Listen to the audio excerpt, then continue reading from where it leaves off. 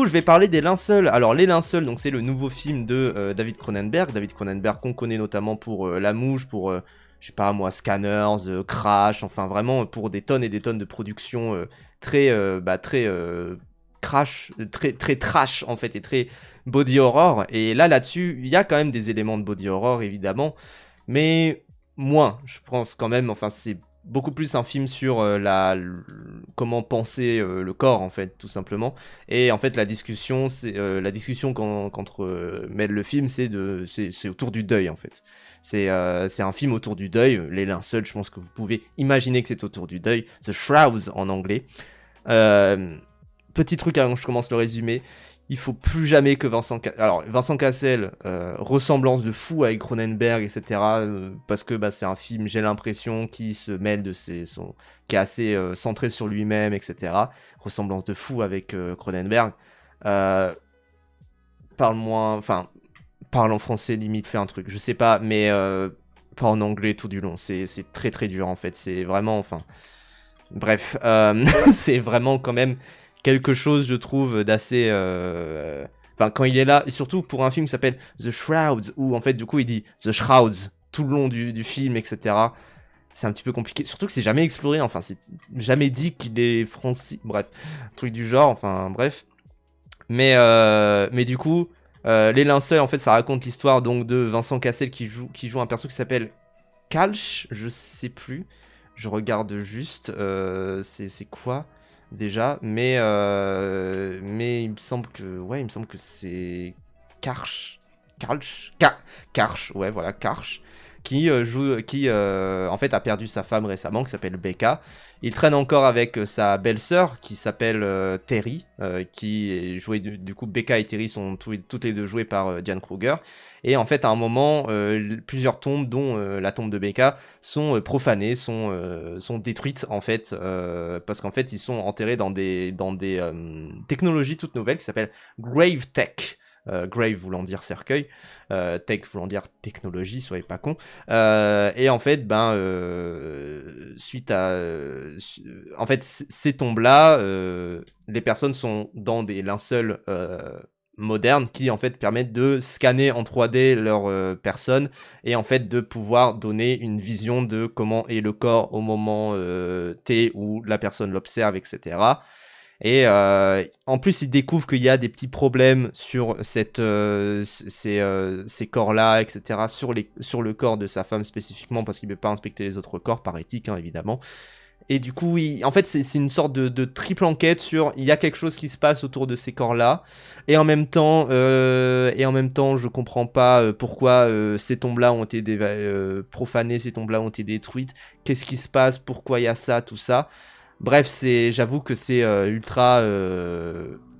En fait, c'est un peu le défaut du film, c'est que ça part dans tous les sens, et que pour un film sur le deuil, je trouve que ça se focalise vraiment pas du tout sur cet aspect-là, et je trouve que ça ne rentre vraiment absolument pas dans le thème du deuil, c'est-à-dire que je trouvais au départ les idées très intéressantes sur notamment le deuil numérique et le fait de la déconnexion qu'on peut avoir, tout l'aspect très froid en fait à la technologie. Je trouve que là-dessus c'est ultra fort en fait sur le film. Et chez Cronenberg ça parle souvent dans tous les sens, bien sûr, mais après ça là-dessus, par contre moi pour avoir vu un Cronenberg récemment qui s'appelle Faux Semblant, qui pour le coup est un Cronenberg ultra Cronenberg, je trouve que pareil, l'aspect médical et médicamenteux et milieu médical des linceuls est ultra faible en fait, et c'est vraiment quelque chose où même l'aspect enquête aussi est très, rien ne tient debout en fait, et tout est très précaire, je trouve. Même s'il y a quand même des thèmes intéressants, il y a quand même des choses intéressantes et des phases notamment de rêverie et de discussions qui peuvent être très intéressantes, mais je trouve que globalement il a un peu perdu la sauce finalement ce Cronenberg là-dessus. Je sais que j'ai pas vu son dernier, j'ai pas vu Crimes of the Future, mais il me semble que c'est à peu près ce genre de reproches là qu'on fait également au film. Et en tout cas voilà, je sais que c'est un film en fait j'aurais aimé vraiment le kiffer. Maintenant je trouve qu'il y a ce côté où ça commence super bien, ça commence vraiment super bien, il y a vraiment du bon dedans, mais encore une fois, je trouve que Cronenberg est déjà un peu revenu sur des thèmes similaires, notamment avec Faux Semblant qui traite aussi du milieu médical, qui traite moins du deuil, mais beaucoup plus du milieu médical, hein, tout simplement. Et de ce côté, vraiment, très... comment dire, mais de ce côté... enquête aussi, et de ce côté qu'est-ce qui se passe, etc. Et en même temps embarquer le spectateur là-dedans. Dans Faux Semblant, c'est super bien fait. Dans Les Linceuls, c'est en fait tu ne comprends pas grand-chose, mais tu n'as pas non plus envie de comprendre. Et c'est quand même, je trouve, le problème vraiment de ce film-là, c'est ce côté où effectivement, on est finalement pas si investi dans ces thèmes-là, quand bien même c'est des thèmes qui transcendent l'humanité. C'est-à-dire que le thème du deuil et le thème de la perte de l'être cher notamment, et en même temps que la personne soit encore là, par sa sœur, par sa belle-sœur. Enfin, il y a un côté ultra, pas psychose, mais sueur froide, qui est ultra pertinent, et qui est un thème qui a été ultra exploré de partout. Mais ça, là-dessus, c'est quelque chose qui est finalement est pas du tout exploré dans le film, et où même cette comment dire, ce côté où il va quand même côtoyer sa belle-sœur, etc. Finalement, c'est, je trouve, assez creux. Et alors, il y a aussi quelque chose quand même que je dois mentionner. Il y a une sorte d'IA intelligente à un moment qui est introduit, enfin qui est dans la vie du coup du personnage, qui l'aide à gérer ses affaires, tout ça.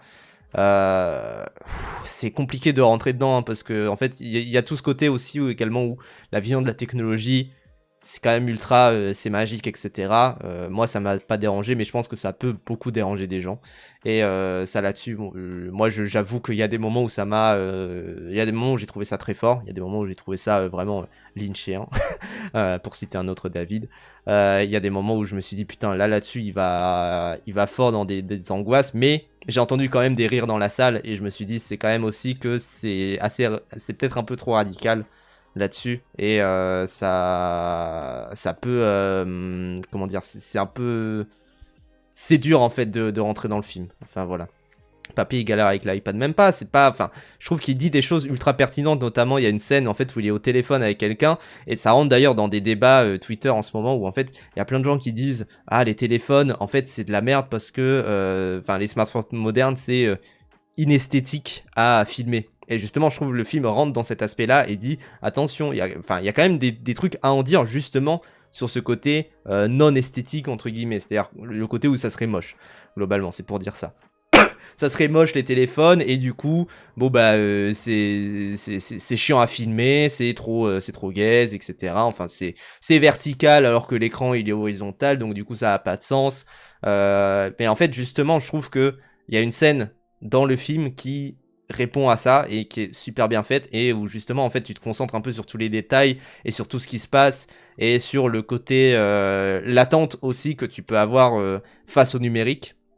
Et notamment le truc où, par exemple, quand tu as une discussion en ligne sur Internet, en fait, généralement, tu as une discussion qui est où il y a un décalage, en fait. Où il y a une sorte de décalage bizarre, où il y a un truc de rythme, en fait, qui est étrange. Et la discussion va là-dedans, et la discussion va aussi sur le côté où la connexion n'est pas stable, les gens sont à des milliers de kilomètres, comment ils peuvent se comprendre, enfin, des trucs du genre. Et je trouve que là-dessus, le film, il est très, très, très fort. Mais voilà, c'est une scène parmi tant d'autres. C'est pas non plus, enfin, c'est dur de résumer le film à cette scène-là, et c'est dur vraiment c'est dur du coup, je trouve, de rentrer vraiment dedans, quoi. Quel rapport avec le deuil? C'est justement aussi ça, c'est-à-dire que finalement, le côté deuil, c'est pas non plus le thème le plus imposant du film, mais là, j'ai cité surtout une scène qui est comme ça. Mais parce que c'est aussi une scène où la personne montre un cimetière, donc il y a aussi un côté assez distant à la chose par rapport au deuil, et il y a aussi un côté business du deuil et business de la mort, etc.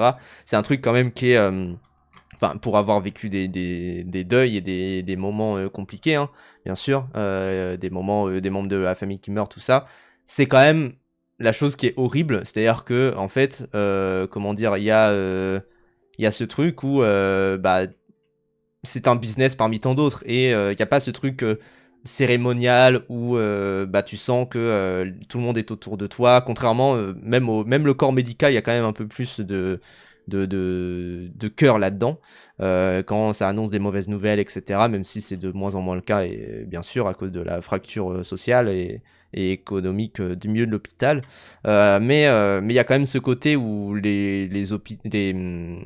bah, du coup, le business des cimetières, tout ça.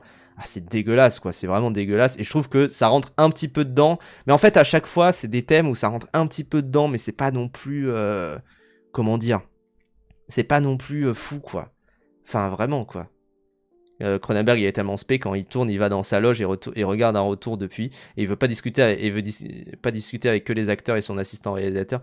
Bah, je comprends aussi, enfin, c'est un mode de travail où en fait il est très concentré sur ce qu'il fait, et ça reste quand même, Les Linceuls, c'est un film ultra hauteur de fou. Je trouve que la photo est pas terrible, la musique est sympa, c'est Howard Shore, donc c'est le mec qui avait fait notamment la musique du Seigneur des Anneaux, comme quoi, et il a fait d'autres zik, hein, bien sûr, mais en tout cas on le retient surtout pour ça.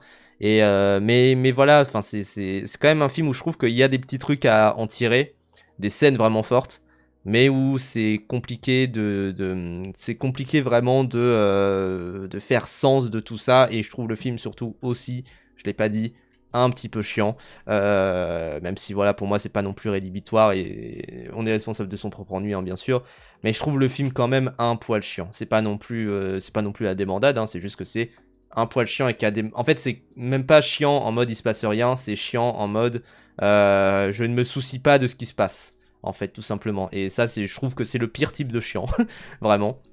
Donc voilà. Oui, il a fait la musique d'autres Cronenberg, c'est vrai, c'est vrai, c'est vrai. Mais voilà, moi j'ai pas vu, j'avoue, j'ai pas vu Crimes du futur, donc je peux pas savoir, enfin les Crimes du futur, je peux pas trop savoir ce côté bourgeois, branlette, etc. J'ai l'impression qu'effectivement il est là-dedans maintenant, surtout depuis Cosmopolis, j'ai l'impression, mais et qu'avant il faisait vraiment des films pour le coup très, comment dire, bah très body horror, mais quand même qui était divertissant, et j'ai l'impression qu'il est moins dans le côté divertissant aujourd'hui. Bon, après, grand bien lui en face, hein, si ça lui fait du bien, ça lui fait du bien, quoi. Mais moi, j'avoue, voilà, j'ai vu finalement assez peu de Cronenberg, hein, mais je peux que vous conseiller Faux Semblant, qui j'ai l'impression est un de ses moins connus, et avec une performance de Jeremy Strong, non, c'est pas Jeremy Strong, je regarde juste vite fait, c'est le film qu'il a fait, c'est Jeremy Irons, putain oui, Jeremy Strong, c'est le mec, je suis con, mais qu'il a fait juste après La Mouche, en plus, là je regarde un petit peu, qui est vraiment, vraiment exceptionnel, donc voilà. Il a annoncé que ça serait son dernier film. Ah ouais, il est un seul, bah c'est Ah, Irons, comment ça? Faux semblant? Mais il en a fait d'autres depuis. c'est quand même, enfin, il en a fait plein d'autres. Après, il est peut-être en mode, bon bah mon prochain, ce sera mon dernier, ça, évidemment. Mais